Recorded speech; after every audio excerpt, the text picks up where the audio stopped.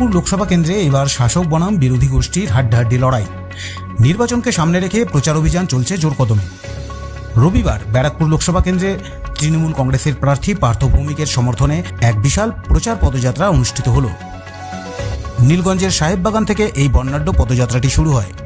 এরপর ব্যারাকপুর কল্যাণী এক্সপ্রেসওয়ে ক্রসিংয়ে এসে পদযাত্রাটি শেষ হয়। এই পদযাত্রায় উপস্থিত ছিলেন বরানগরের তৃণমূল কংগ্রেসের প্রার্থী সায়ন্তিকা বন্দ্যোপাধ্যায়।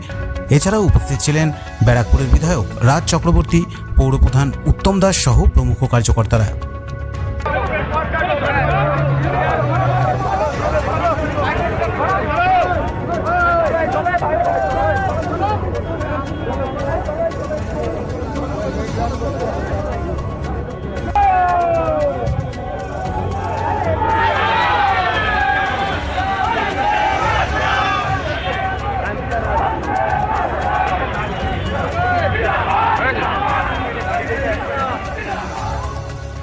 ব্যারাকপুর থেকে ভিডিও জার্নালিস্ট তপন রায়ের সঙ্গে রাজু রায় চৌধুরী রিপোর্ট, ব্যারাকপুর টাইমস।